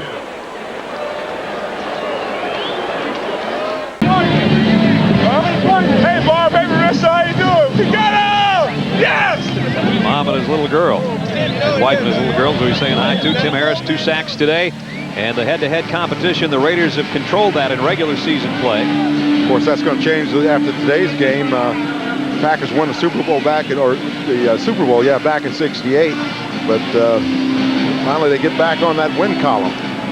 Lindy said they had to get the ball to Sterling Sharp. They had to rush for 100 yards, and they'd be all right. They've got 100 yards rushing. They've got a 10-point lead, do the Packers. Harold Thompson might have gotten a yard. Packers really don't care. They just don't want to cough up the football now. They want that clock to go. You know, the only stat that Lindy Infante might be disappointed with, Brad, is he said it was important to look at the yards per rush. And right now the Packers are averaging right around 3 yards per rush, and he wanted at 4.1, but I'm sure he won't give that up to accept the victory. Coming in, the Raiders were 11th in the league against the rush and not allowing too many teams 100 yards, so Packers have gone over that, but not by much. That'll work. Got 2 in the last second. That was cheap. That'll work. That was cheap. Let's talk on that sideline about cheap shots. I ain't happy about it because you said it wasn't Cheap right. sacks, that's what they're giving Tim Harris grief about. I ain't happy about it. If the playoffs started right now, here is how things would look. The Giants, 49ers, and Bears. A couple unbeatens. And keep in mind, Chicago would have to play that wild card, the second wild card game, because they, among those division winners, would have the worst record at 7-1, 8-1 now. 8-1, yeah. And then the wild card teams would look like that. Washington, Philly, and Green Bay's right in there. Green Bay will go to 4-5, so they'll be in the mix if that man can continue to play as he did today. Nice steady outing for the Magic Man, Don Majkowski. A couple of touchdown passes, a key quarterback draw in a third down situation when Green Bay had to have it. And Green Bay's offensive line did a nice job today, I think, against a very strong Raider defensive front. They did it when they had to. Guys answered the call. That's Mandarich and Euchre and Campen and Ard and Weingrad and all the rest. And there they are in the pit, lined up on 3rd and goal. High backfield. It's an option with Harris the tail, and Majkowski keeps it. Eddie Anderson's all over Majkowski. That was a good-looking play. Didn't get him much. They took away a few of the options. So now 4th down. And I think Lindy Infante would be more than happy if that 52 seconds could go by without any kind of field goal attempt or another snap. And in the AFC, here's how things look. Miami, the Raiders, and Cincinnati. Cincinnati has the worst record of those, so they would fall down and have to play one of those wild card teams, just like the Bears would in the NFC. And Buffalo at 8-1, Kansas City, and Pittsburgh.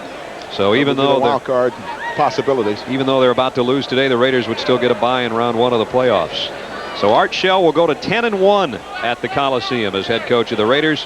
But this is a pretty good team, and this was not their day, that's for sure. It was Green Bay's, but I think they'll be right in the thick of things, don't you? And the thing that we mentioned at the top of the game was the fact that the Raiders felt uncomfortable playing the Packers because they're not familiar with them. They don't know what they do well, and the Packers came in and showed them what they did well, and that is control the clock, and with multiple sets and getting the ball in a lot of people's hands and running it on the ground when they had to.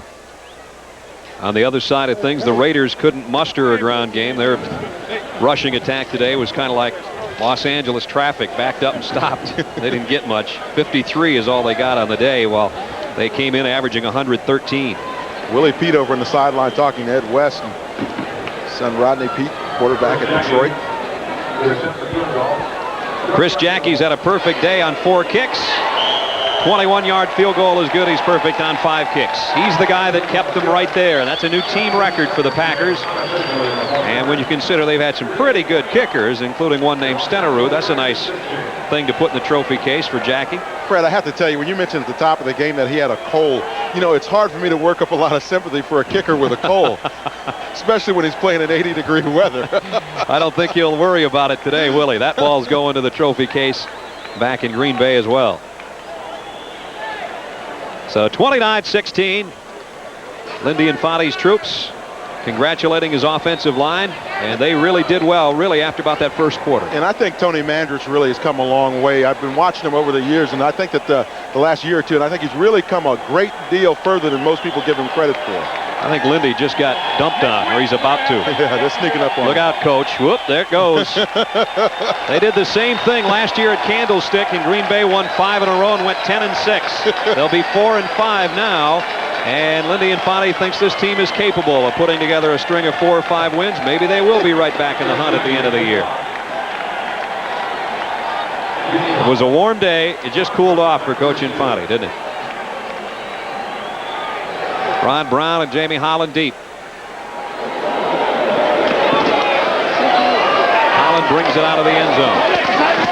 Flags are down as he got out near the 20-yard line before Scott Steven ran him out. Just 11 seconds to go in the ball game. It's a holding call against the Raiders. It's been the kind of day they've had. Well, for the Raiders, I think they go back, they regroup. They certainly have that kind of esprit de corps, and that's necessary to maintain what they've been able to get so far this season. And I think that they're doing things the right way, and they feel very good about the way they're going about the season. So this is a little setback, but not much of one for the Raiders. They'll just continue on. Yep, I agree. At the 10-yard line. San Diego Chargers 19. Don Mikowski, who played a few times in a rock band, played with the rock band Poison when they were in Wisconsin earlier this year. I don't know if he'll play his guitar about this win or not, make up a song about it, but it's a big one for Green Bay. Jay Schrader, now we're going to see some of that arm. He just lays it out. It'll be a jump ball, and it will be intercepted by Green Bay as time runs out. 29-16, the Green Bay Packers pull the upset at the Coliseum. 4.